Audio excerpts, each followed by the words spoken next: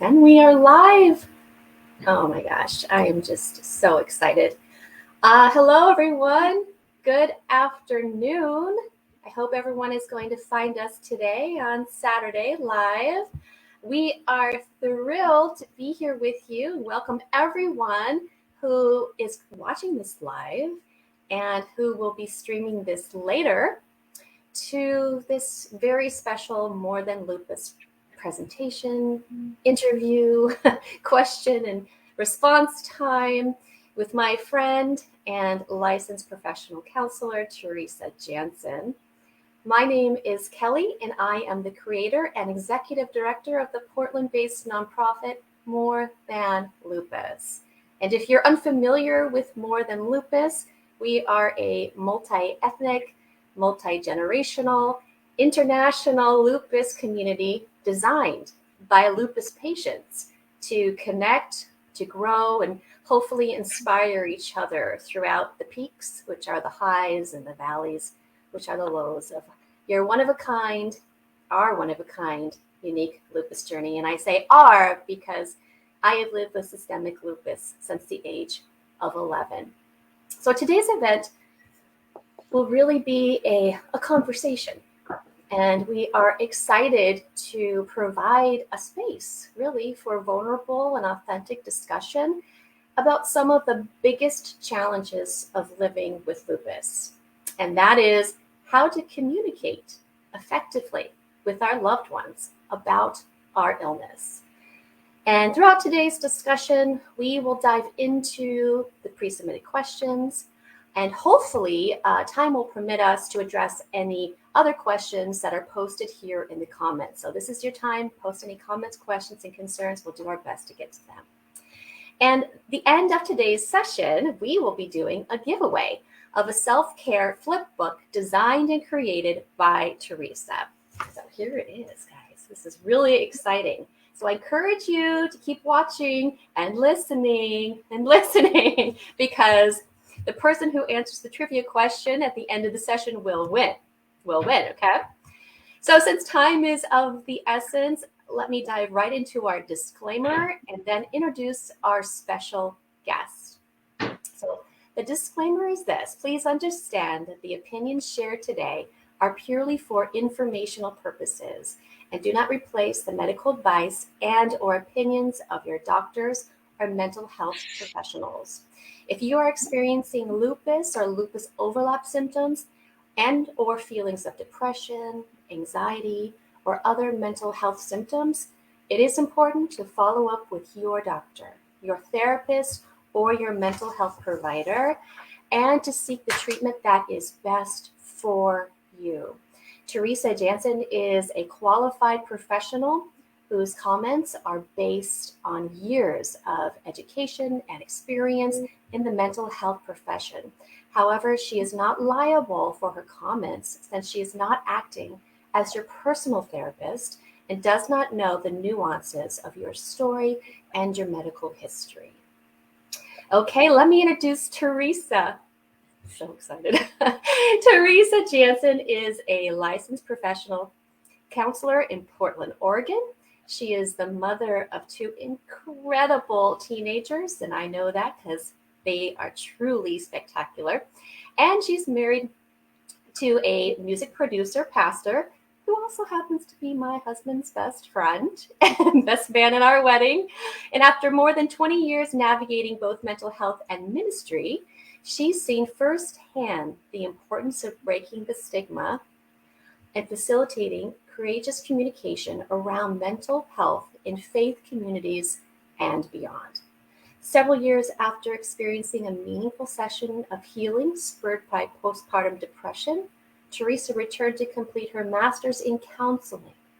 She now implements an intersectional, strength-based, and trauma-informed approach, along with EMDR, IFS, LI, and other modalities that address both body and mind along the path to healing.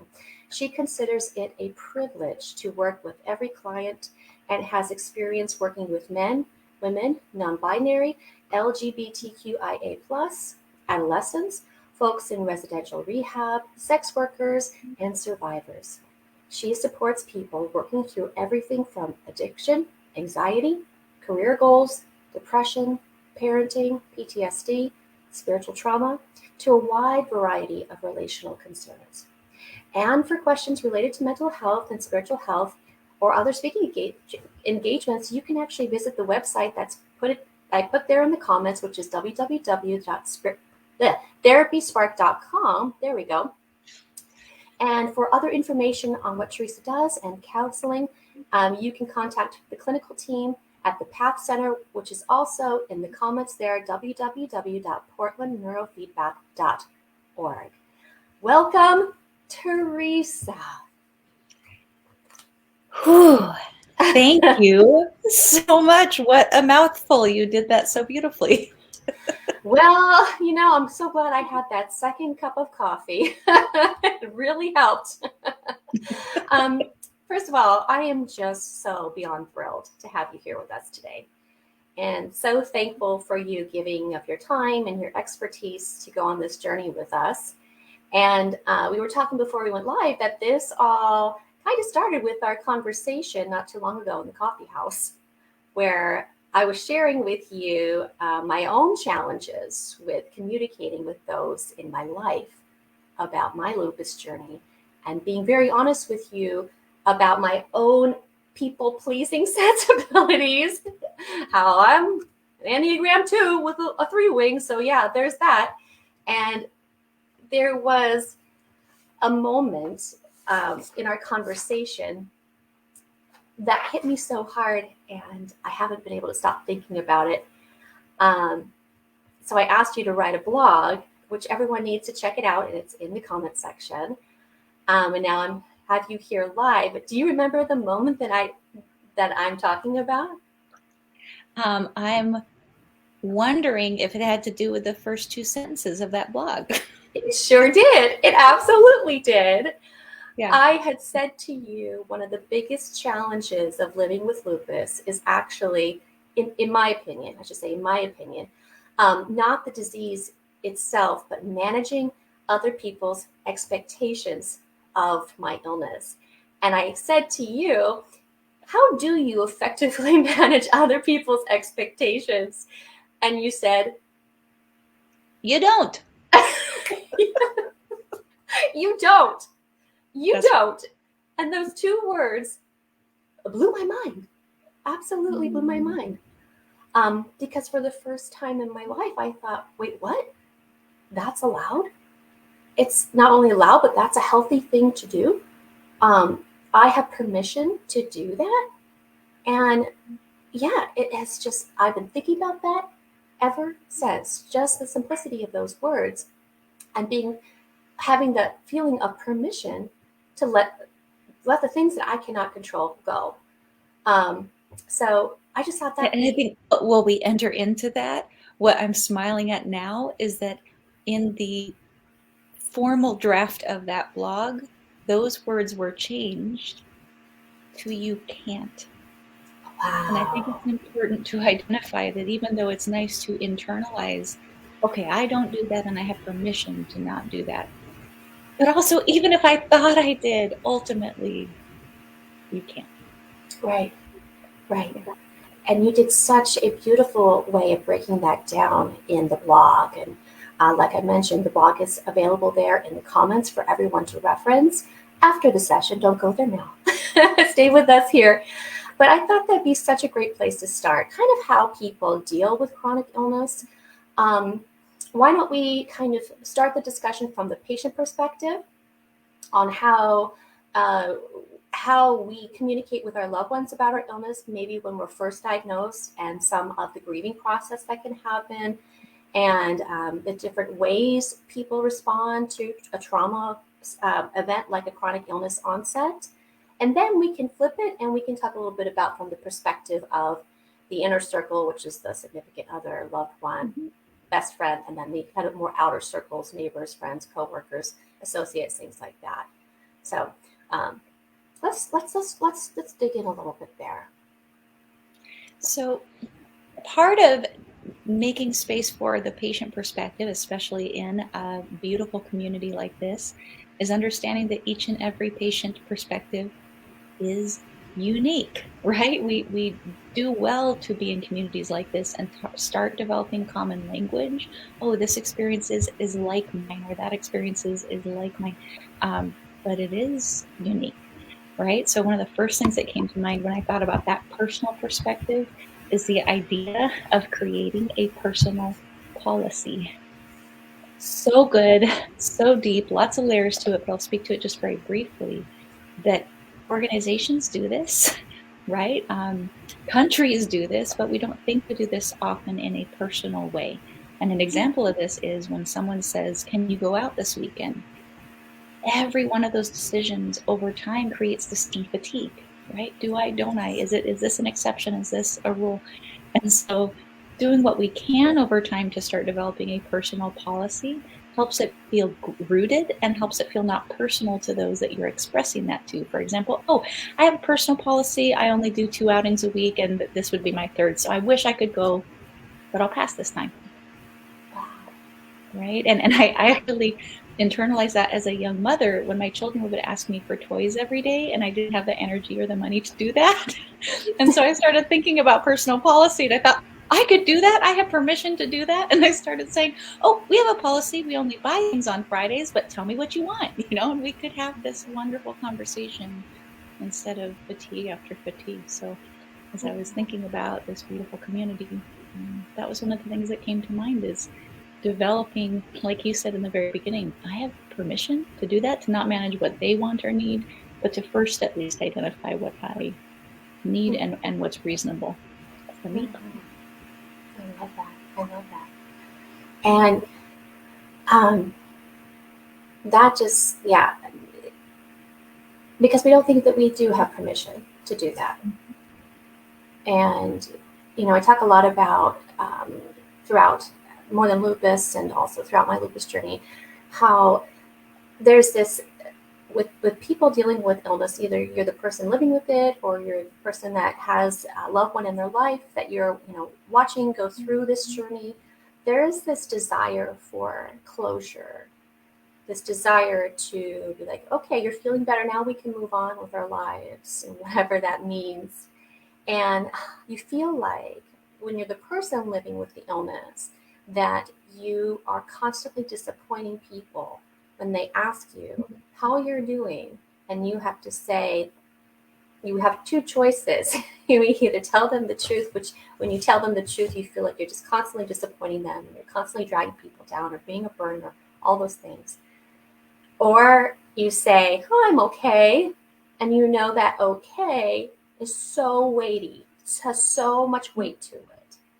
Yeah. So how do we navigate that? How do we navigate those waters of trying to be and live an authentic life, or being honest with the people in our lives, people in our inner circle, and people in our outer circles, yeah, and with authenticity. And I think that word is such a buzzword, and it's a really, really good one to attune to, especially in a conversation like this.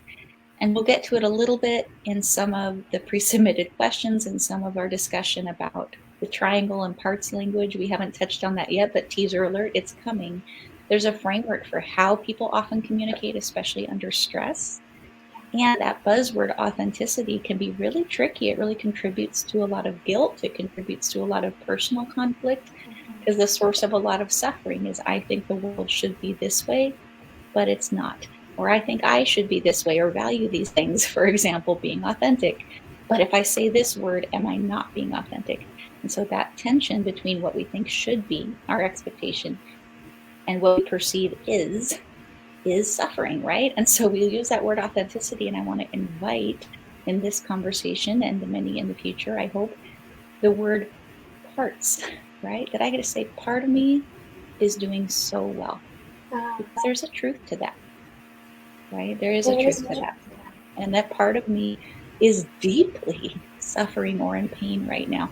And there's this old, I I think it's like a idiot. The phrase "don't throw your pearls to pigs," and there's a little judgment in there. It doesn't sound the prettiest, but this idea that not everybody deserves to hear every part of your inner circle, right? Not everybody has asked for that, nor not everybody has earned the sacred space for you to share all of those parts of yourself. And so for me, I have found some solace and some relief in being joyfully authentic when people say, "How are you?" And I think of how I just went through one of the hardest mental health days of my life, and I go, "I'm well," because part of me is. Oh, there's this, I don't know if this is the right term, but there's this multiplicity to ourselves. Yes. And I mean, I even think about that with the spiritual component of spirit, body, soul, and you're right, and that's something that we've tried to convey here at More Than Lupus, that your illness is woven into the tapestry of your life, but it's just a strand, it's not the entire quilt, and you have so many different textures and shades and colors to who you are, and that's an amazing way to view that, to be like, yeah, a part of me is good, and I can say in honesty that I'm, that's really fascinating. Okay, so let's get back into looking at how people deal with chronic illness from the advocate, ally, significant other, relative, loved one. When those individuals in our life are now faced with this shift in who we were and who we are now and our new normal, and they are coming to grips and trying to process our illness. There are different ways that people respond, and you mentioned the triangle. So let's go there now. Let's spend some time there. And that's right. And you do me a favor, hold up a little hand, because I could go lots of ways with this, but I want to make sure that we're really keeping it focused for the purpose that we can just provide some space to create a quick introduction. You're absolutely right. We do go into these roles under stress, and it's important to know before I even introduce them specifically that each of those roles at its core essence is a reaction to fear. So keep that kind of in the back of your pocket a little bit. When you think of each of us go into these roles, we tend to have a lane that we go into under stress or in response long-term to trauma that is at its core essence a reaction to fear. And for me, I like to remember that, not because, there's a difficulty in acknowledging that. There's also a lot of compassion to be had when you realize your loved ones, your significant others, your allies also have those spaces they're going into that have nothing to do with you or your illness even. It has to do with their own stuff, right? It has to do with their own fear. So with that in mind, if you think of, here's a fun example of how to break down the triangle, and I'll introduce those roles quickly and specifically. When you think of walking down the sidewalk with 3 or 4 friends, there's a big tall friend, there's a child with you, there's a handful of friends, and suddenly a bear jumps out of an alleyway. You have this huge adrenaline response, all kinds of chemicals going on, microseconds that our brains and bodies were built brilliantly for just a moment like this. And in a group, what's going to happen? You're going to look to the person that's biggest and go, fight it off, call for help, go hide. You're throwing that child under a hiding place. We do that in a social way, in an external way. We go into those roles. The same thing happens internally in our own heart. When we feel weak, we're going to react in a hiding or victim way, right? When we feel strong, but we're not quite sure how to connect with others, we're going to react in a reactive, sometimes mean way, just to get something done. Right? When we feel like we can help, but we're not quite sure how, we're going to react in these very big ways. So if you think of your group of friends, your group of 3 or 4, and a bear jumped out of an alleyway, your first instinct is probably the lane that you're going to go in terms of a communication lane. And so those lanes that we're talking about in just a moment in the triangle are the rescuer, the persecutor, and a victim. And think like Disney roles, right? Persecutor, Ursula, the Scar. It's not too hard to imagine from other examples of media. The persecutor is pretty well known In many ways, the rescuer is well known. We think of a knight in shining armor type of image of rescuer, and sometimes a savior complex, right? This rescuer is an archetype that is sometimes well known.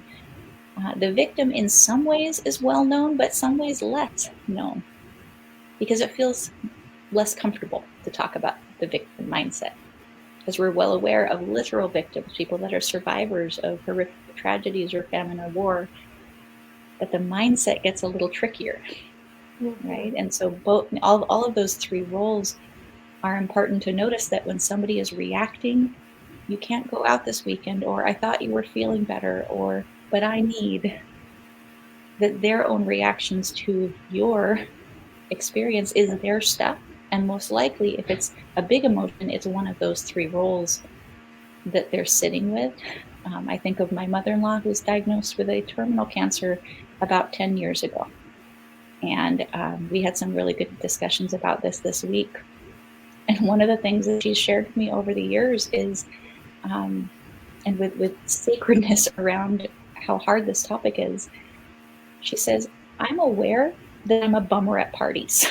I said, what do you mean? She's hysterical. She's a very funny person, so that's not the first thing I would use to describe her. She says, but I'm aware, in the wake of this diagnosis, for people who know me, she says, I'm aware I'm a bummer at parties, because my very existence, with this label trailing behind me, stirs up for people their own vulnerabilities, or even their own fear of their own mortality. Oh my gosh. I have chills, because that's exactly how I feel too. Like, it took me 30 years to figure that out. Yeah. And it's not a simple topic, right? It's not, there's no one, oh, well, so this is how you respond to people who are afraid of death. No, there just isn't, right? We have lots of layers, each and every one of us as humans, that, and we'll unpack it a little more, but in the wake of responding to others' reactions to your own illness. I'll speak in a personal way. My mother has gone through some pretty severe chronic illness stuff. That was my stepmom I was just speaking about. My biological mother has also gone through some chronic illness, and her spouse has gone through some very severe chronic illness. So there was a season for a couple of years where he would attend almost no family events, and it began to cause some friction. We had some tough conversations in quieter moments about how hard that was for her. I noticed her when his health first began to decline in some pretty big ways, that she would show up to family gatherings and say, I'm so sorry he couldn't make it today. He really wanted to be here.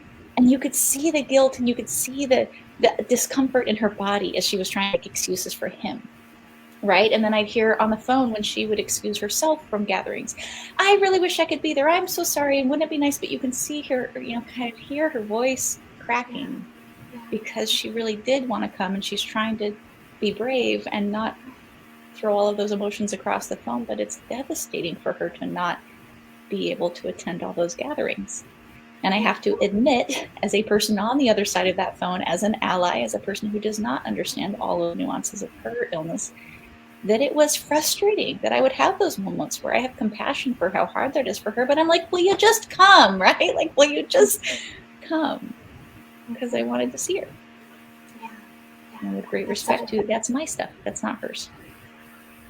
Right. And that's we have to remind ourselves too that each one of us carries along everywhere we go, unless we've had time to process our hurts, hang-ups, and hurdles of our past experience, and it plays into how we respond to others, and we project it onto other people when we see things that trigger those feelings of our past, if we haven't done the work to go back there and really heal that time.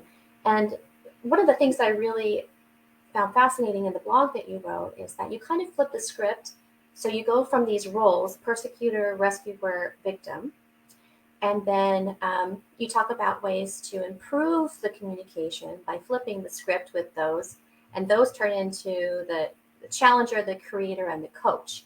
Can you talk a little bit about how we can improve the communication between our loved ones by flipping the script with those three roles that we innately kind of fall into, and improving the communication, and maybe possibly removing barriers through looking at it through different lenses? Yeah, I think that's a super important piece. And in fact, the whole point of learning communication is not learning all the things we're wrong or bad at, which there's nothing bad about those roles. But ultimately, we want to be in roles that are healthy in our communication with others. I want to give credit to Stephen Cartman, created that original trauma drama triangle in the 60s. And so just it's noted in the blog, but as long as we're speaking about it, credit where credit is due. And then there's been a handful of other people that have created variations of, okay, great. Just like negative psychology has talked for a long time about symptoms, diagnosis, what goes wrong with people. There's this wave kind of since the 70s and 80s about positive psychology. Like, well, what is right? How do we stay right? How do we do things that keep us healthy for a long time? And so in the wake of that shift into more positive psychology in the late 80s even, we saw more of this other triangle. And they've identified, as you said, the coach, the challenger, and the creator. And so, yeah, I'd love to speak a little bit about my lens. Says those roles, just so we're all clear, are actually the natural ones. They're already in you. You don't have to create them. You don't have to come up with them. Really, our job is to begin to identify and dismantle the stories that have been created out of trauma or pain. Kind of like clear the smoke a little bit. And when we clear the smoke, those natural roles actually become more possible. And so I hope that I get to hold that as part of this conversation as a little piece of hope for people, that it's not quite as complicated as it sounds. Yes, it takes time to work through our journey in healing, but those roles are inherent. It's my sincere belief that we, each and every one of us, have what internal family systems, IFS language, speaks to the 8 C's: the creativity, the courage, the compassion, the curiosity, the calm, all these wonderful words that say humans are like this when we're not reacting to bears, right? Humans are like this. And so I'll speak to those briefly. The creator is an inherent role that is the opposite of where we go as a victim, right? A victim says, poor me, I have no power and no one to help me. Well, think of that and then think of the opposite of that. The creator says, I do have power. Look at this, I have power. I even have some capabilities and skills and access to opportunities to grow those skills. And if I don't, I'm sure I'm going to advocate to increase those opportunities. And I'm connected, right? They say healthy, happy people across the whole world. The preschool version of this is healthy, happy people across the whole world need 2 buckets. They need a power bucket and a connection bucket. There's lots to break down there too, but the creator knows they have both. And so we navigate life pretty well when we feel like we have some capabilities, some power. I forget the source. There's a wonderful quote that says, grab onto anything that is good, even if it is a handful of earth. Right? So we're not talking about people in profound positions of power. We're just saying humanity, each and every one of us in our heart of hearts really does have an element of power that comes from a source of a belief that we're part of something bigger and better than ourselves, and that we, in our bodies, as long as we're breathing, have some power. So a victim is a creator. A victim is an observer. A victim notices what they have, what's around them, and what they want to do next. Right? I mean, a victim, when they become a creator, gets to choose what is around them and what they can do next. The rescuer tends to want to step in and help people who they believe don't have power. Well, that's a trauma response. If they go into their more natural role, they're a coach. They see that old victim, they see the creator as someone who has power and has connection. They go, how can I bolster that? How can I remind that person how strong they are? How can I come alongside them as a guide and say, I've also been through hard things. Would you like help? Right? As opposed to becoming a variation of a perpetrator by coercing help, right? A rescuer tries to coerce help. A coach invites, right? A coach says, oh, I thought you said you really valued X, Y, or Z. Do you want to do that? And reminds the creator who they are. And then the third one is the challenger. I love this one because I'm an Enneagram 9 peacemaker, but I'm a wing 8, a challenger, which just cracks me up. That feels like my soul. That feels about right. I'm like, that peace is not the absence of conflict. Peace is the presence of justice. And justice is hard won, right? Justice is not a passive effort. And so the challenger is aware of that. The challenger knows that they used to be a persecutor. They believed no one would listen, no one would care. So they've got to charge through life and get things done on their own. Gosh darn it, me, myself, and I. And the challenger recognizes that's not enough. The challenger recognizes we are meant to be beings that live in community, and we're meant to advocate for others to have access to that community. But we're also not to be complacent in situations where justice or opportunities or goodness is not present. Right? So the challenger speaks up, but they do it in a way that doesn't shame or blame other people. They do it in a way that's still that's invitational. So it speaks to it a little bit more on the blog. I wish I could make that even more concise, but I think at its heart of heart, if there's any takeaway to recognize, if there's a very big emotion that doesn't feel good, it's probably a part or a role. And if we acknowledge that role and say, wow, part of me is feeling really scared right now, or part of me is feeling really angry, to be able to acknowledge if that part is softened. If I was having a little less criticism, or if I was having a little bit less trying to fix and people please everybody right now, what do I think would happen? And if you begin to ask that question again and again, you start getting some answers that come from those more inherent roles. What do I think would happen if there was less criticism? No one would do anything. That's a persecutor's belief, by the way. If there was less criticism, nobody would do anything. We'd all fall asleep and die of depression. And go, okay, persecutor. But what would happen if there were a little less criticism? Do you think there'd be more self-compassion? If there's more self-compassion, people actually remember they have energy to do something, right? Mm-hmm. So be curious. Instead of shaming and blaming, why do you drink so much? Or why are you so criticizing? Ask, what would happen if you drank less? What would happen if you were less critical? And then we start getting to access some of that parts of ourselves that we're really meant to live in, those more natural roles. Something that kind of stood out, well, many things stood out, but this one just I keep thinking about through something you said a few moments ago, was often when someone is diagnosed with an incurable chronic illness, suddenly you feel like you've been given a death sentence, so you start living as though you've already died, and there's this feeling of lack of power.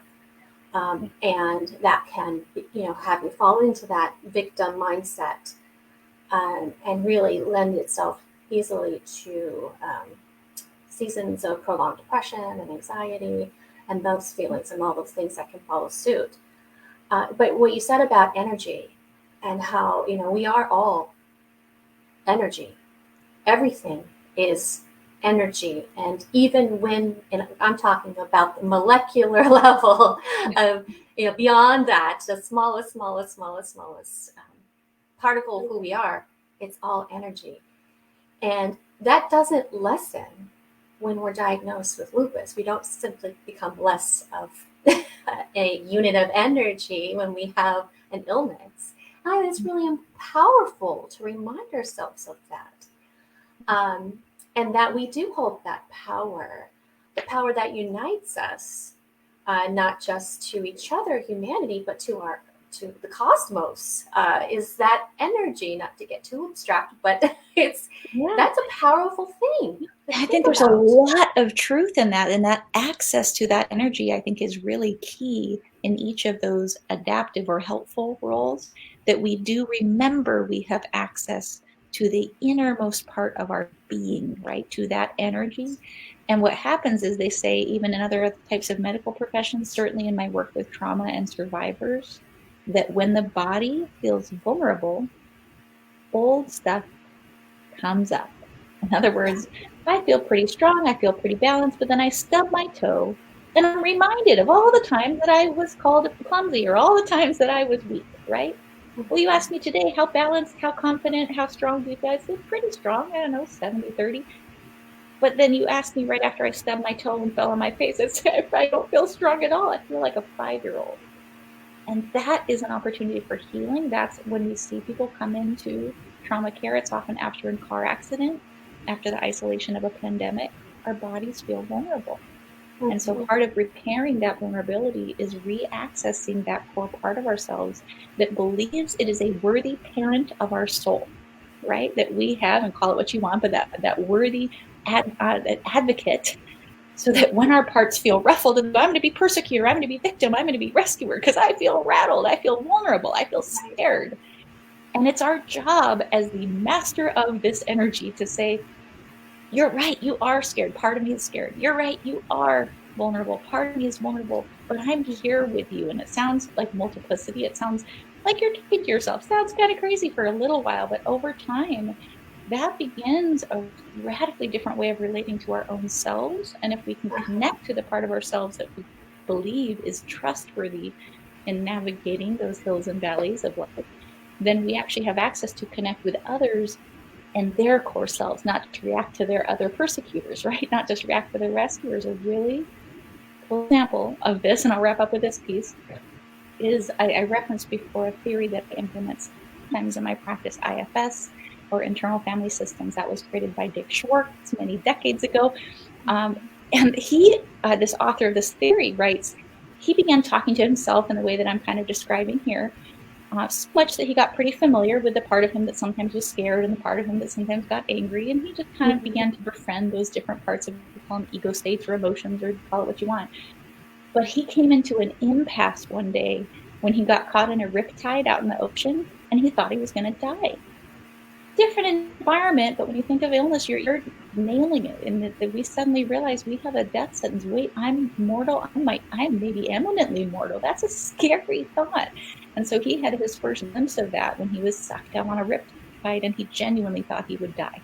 And so because he was familiar with this internal language, he began talking to his parts, and he heard them say, we're going to die, and you're so stupid, and why did you do this, and you're an idiot. And he's got this huge critic coming up, and he struggled with that for a while, and then he remembered to turn on this part of him that says, wait, my core self is still here. This energy is present. And he turned on that core self and said, wait, even if we die, I'm with you.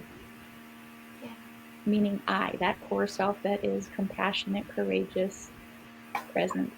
And he felt this shift in energy. He felt those parts settle down a little bit, and he was able to bring blood flow back to the part of his head that can make decisions.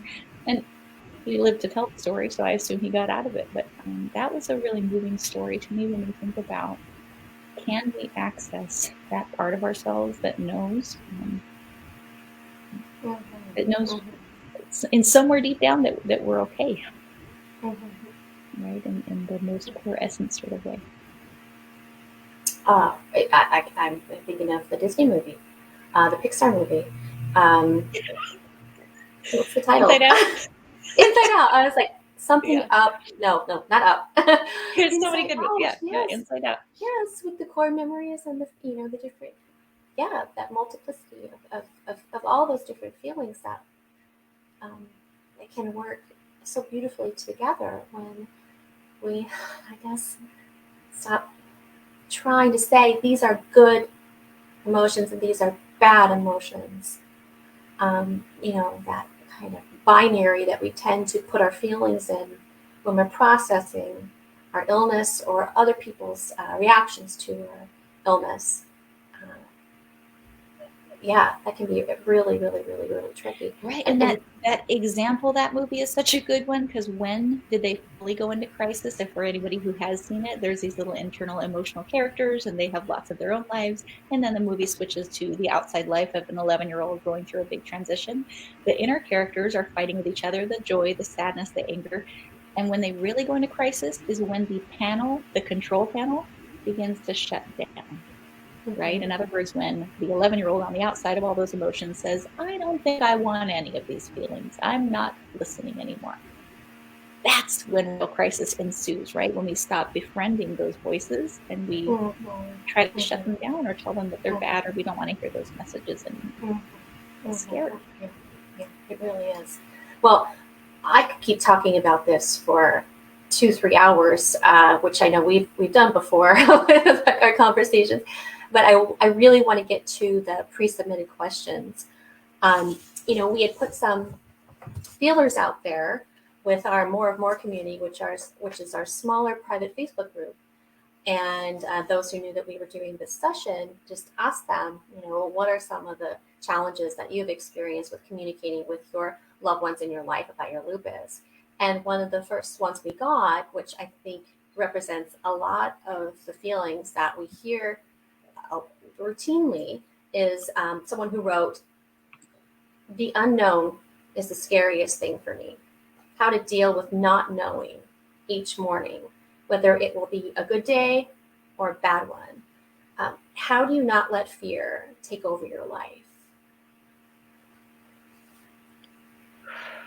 I think those two sentences are so key, and that just first thank you to whoever it was that submitted that question. I think any of those reflect what we started with today, that each and every one of these experiences is personal, right? We can put a broad brush on this is how you do any of the things, but ultimately it is personal. And so how you deal with fear is going to be personal for each and every person managing chronic illness or any other type of challenges. That unknown and fear, it's important to identify, are different things. They're different, right? They don't have to mean the same thing. And they do. I get it. I'm human too. I don't love radically unknown things, especially when I have to make the big decisions about them. But I think that key word, fear, is really important. How do you deal with the unknown?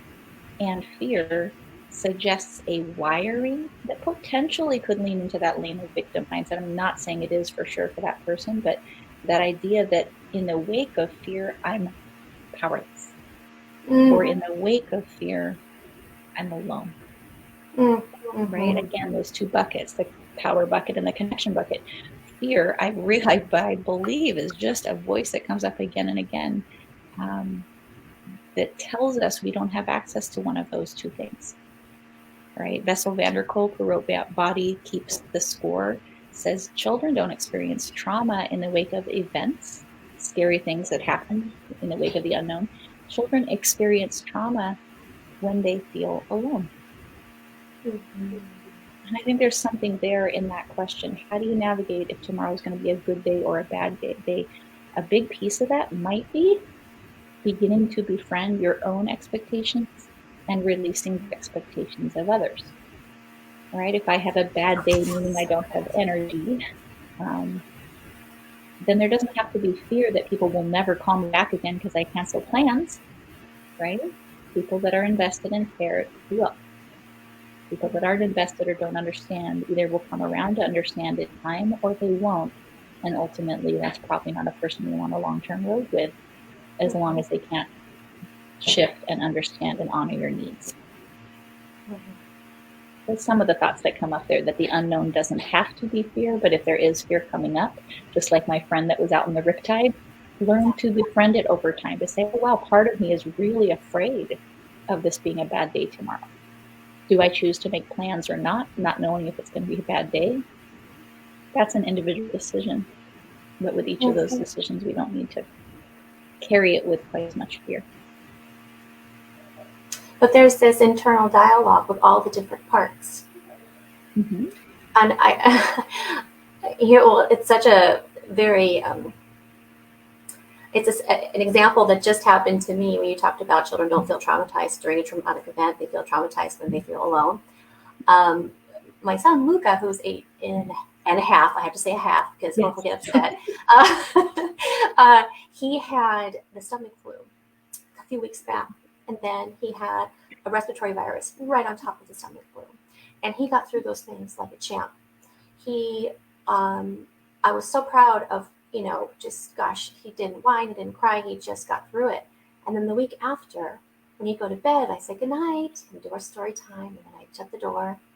All of a sudden, this wave of fear came in, where he, for about a week after these two incidences back to back, which were big, scary things for, an 8-year-old who's never had the stomach flu before, and then when he was alone. And, Nick and I were trying to dialogue, like, why do you think this is happening? Why do you think he needs us in there with this extra time? And just hearing that need for connection, when after that type of event and feeling kind of powerless and alone, and he's, everything seems so big to him because he's 8, and I just, if we all just knew that and could internalize that, right, and have that dialogue with ourselves, that to get us through the unknown. And I think where it is challenging for kids is they literally don't have that part of their brain that can look through strategy and forward thinking. They can't think 5 minutes ahead sometimes, much less 5 years ahead. And so they don't know that the stomach flu doesn't mean inevitable death tomorrow. They don't know that their body's feeling weak means they probably won't get that flu every other day, right? Like they just don't know. And so, of course, that's scary. When the body feels vulnerable, we do feel scared.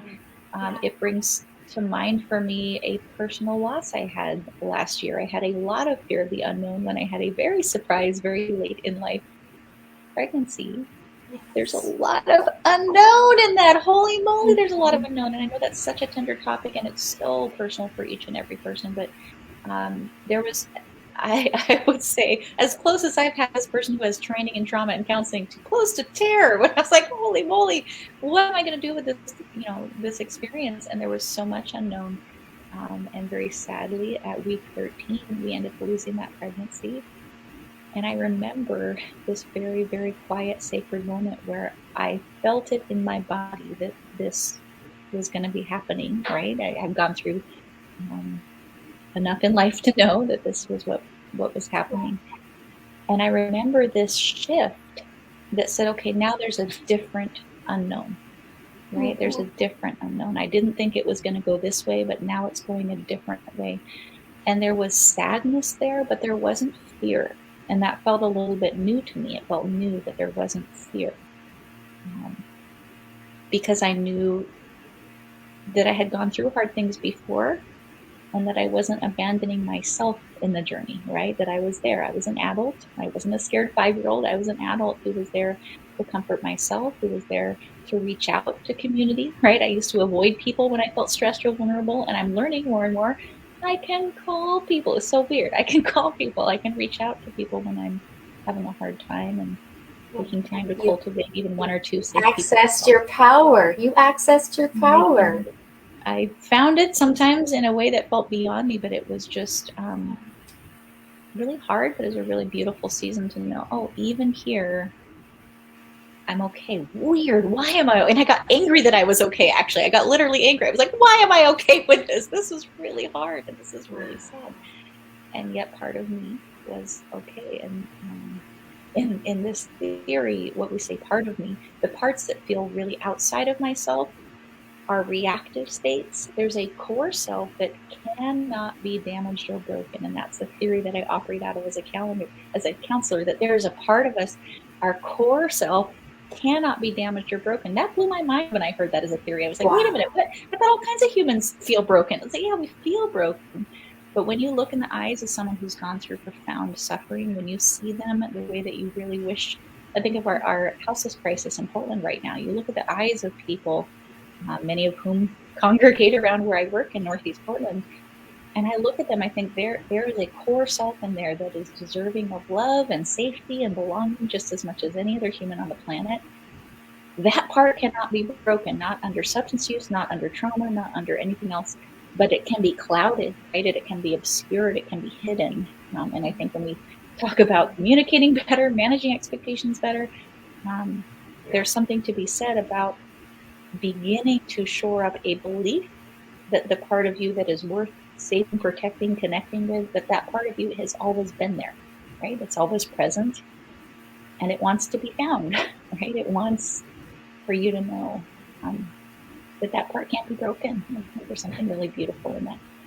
Oh. Yeah, it makes me just get teary-eyed because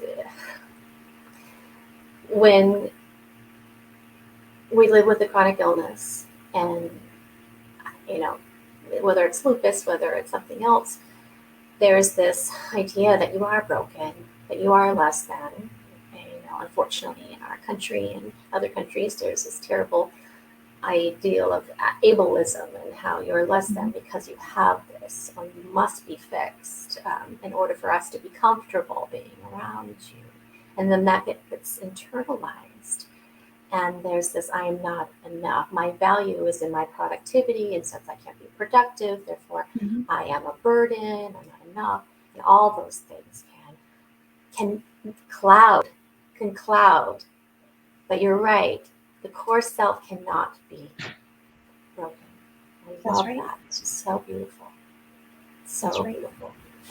Okay, let's go to question 2 because that was just so powerful. Okay. This one, she said, for me, it's the guilt that gets me. Mm-hmm. Guilt that I'm always getting sick with something, always getting tired, having to postpone things. Guilty, I have to tell my kiddos that I need to rest. For me, that is so hard.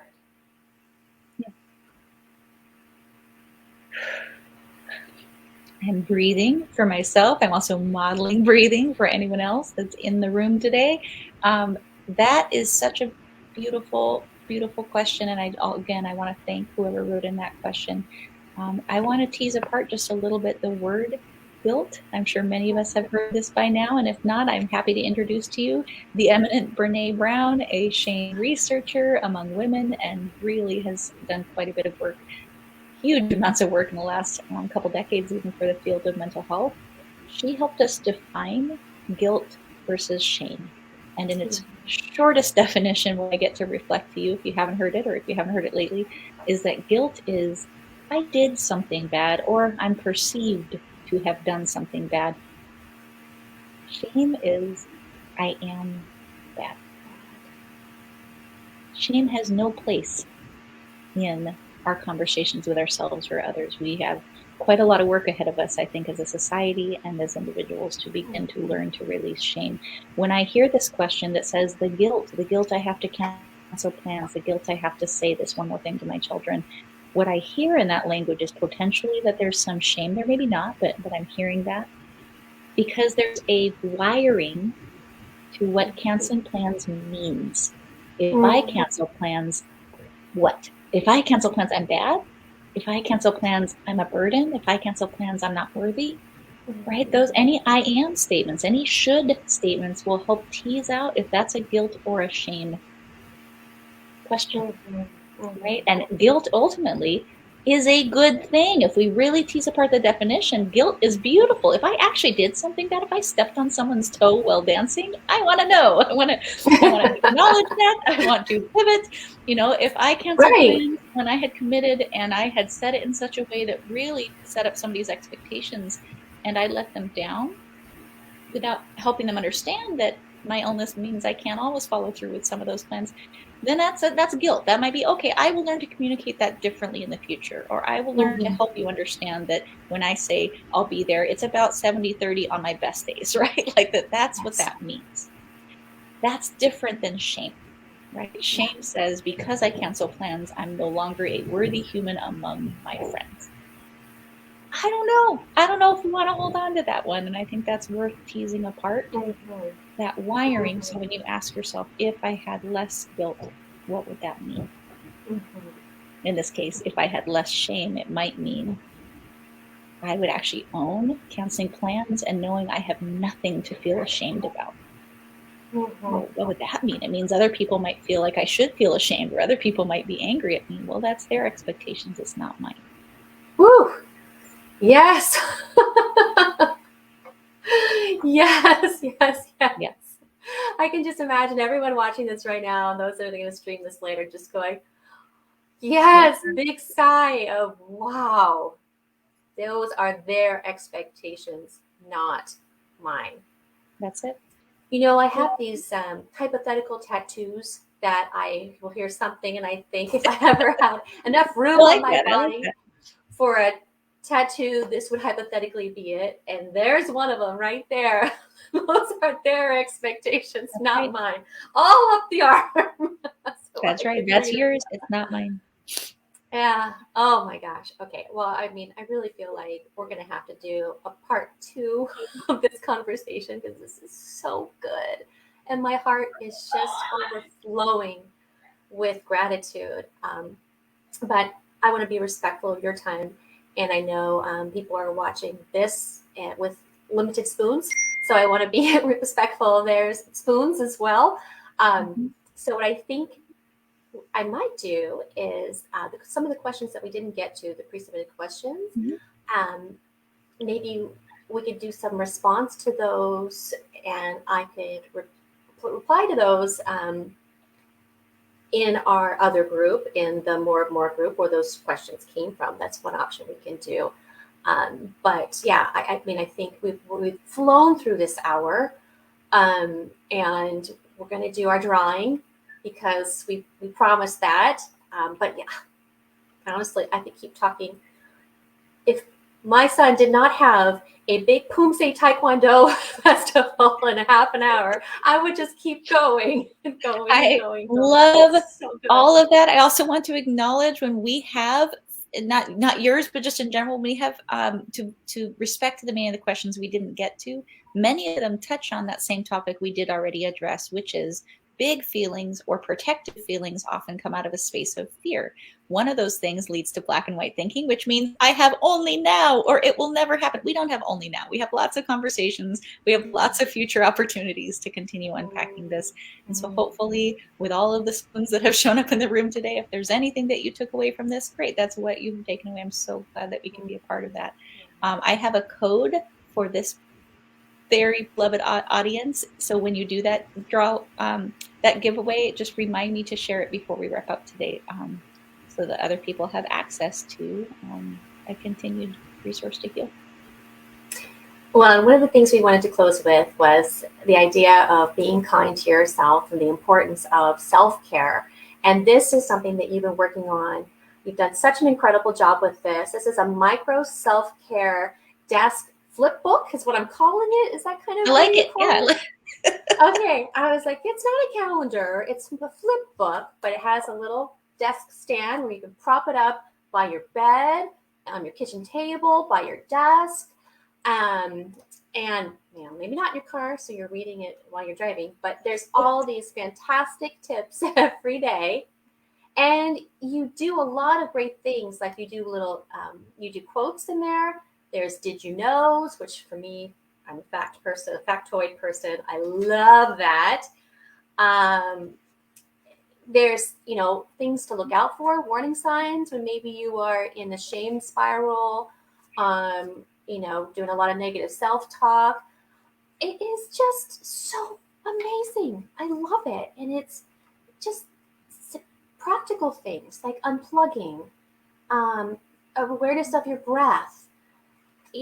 I'll speak just briefly too. I love the response to this has been really truly overwhelming. It was created as a desire to helping professionals, counselors, teachers, providers, doctors, people leading organizations just like yours to stay well, because we are front facing in the wakes of trauma. Meaning when other people are bringing hard stories or telling us hard stories, we're in higher risk of vicarious trauma, compassion fatigue.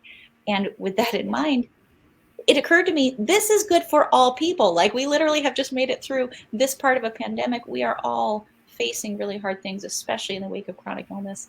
And so there is a resilience and some inventories at the beginning to see, where am I with my spoons, with my energy? And in the wake of that, these are all things designed to be done in 3 to 5 minutes or less, because we need it. We need to take care of ourselves throughout the day and not just catching up once or twice a year. So thank you so much for sharing. Oh, I love it. So we got a few of these, and one we're going to give away right now, and then we're going to do on Lupus Awareness Day, which is World Lupus Day, which is May 10th. We're going to do first few people who help us with our fundraising goal. We'll get a little swag bag, and this will be in it as well. So we're really excited about that, guys. This is really, really cool, really, really powerful here. So the question, everyone listening right now, get near your typewriter or your phone and get that screen up so you can put your answer in. Here is the question so that you can win this. And listen up. This is something I said in the beginning. In the introduction, I mentioned that Teresa holds a master's degree. In which field does she hold a master's degree in? Is it psychology, interpersonal communication, or counseling? Who is going to get it? Let's see here. I've got my screen here. Whoever gets the answer first gets this amazing micro self-care. Oh, Heather, great job. I see on my screen, it looks like Heather got it first. Heather Weaver Barnes. Heather, do us a favor. Congratulations. Oh, wait, no. She wrote communication. Oh, wait.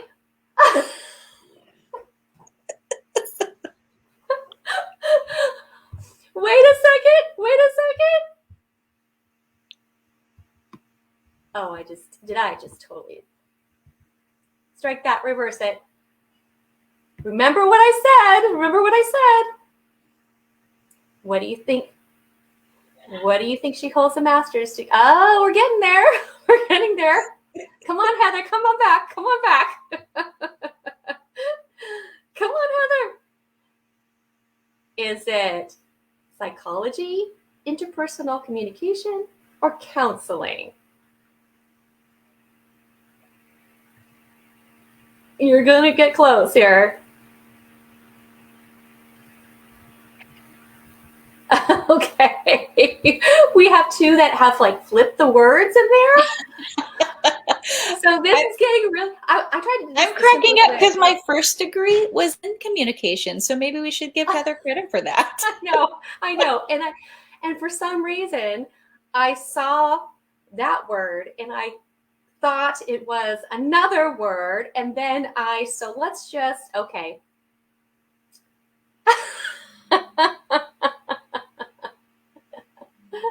Okay.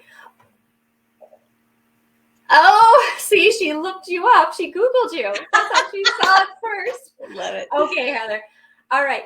So Heather and Robin, you both had very correct answers. They got a little flip-de-doo, but both write me your email, your addresses, your mailing addresses in a private message here.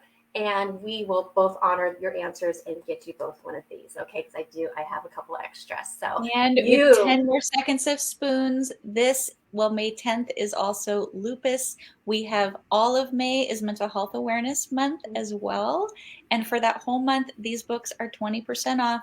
And I've extended a code just for this community. So if you type in the code more than lupus, you get an additional $1 off and free shipping. And so if you'd like this resource, I'm so happy to be able to share these with anybody that is interested. They're at Therapy Spark, like a fire, therapyspark.com. Wonderful. And the link is at the top of the comments. And just click on that link and you'll see at the bottom of the page the picture of this that you can order more if you need to. Well, this has just absolutely been incredible. It's 12:03. And like I said, we definitely need to do part 2, part 3, part 4 of these conversations because, I mean, it's just so life-giving. It really is. It's so life-giving to be able to just release the things that we hold so tightly onto to protect ourselves and put ourselves in those categories and the shame cycles that happen with chronic illness. And it's life-giving to know there's other ways that we can deal with acknowledging our feelings, with healing our traumas from the past, and embracing life through our community, connection, and our power. And I love that. So next up for us guys, World Lupus Day, May 10th. We're going to do a special video that day, a day in the life of a lupus patient. And we're going to do our Put on Purple that day as well. And then we will be doing a special Lupus Live on May 16th, a Zoom support group on May 21st. And then, of course, our Take a Loop for Lupus Walk on May 28th. So thank you again, Teresa Jansen. It's been a privilege, an honor. And we're so grateful that you joined us today. And this will be available on YouTube, that you can share this with your loved ones that maybe don't have access to Facebook. So take care, everyone. Be kind to yourself today. And remember, you are so loved. Bye for now. Thank you.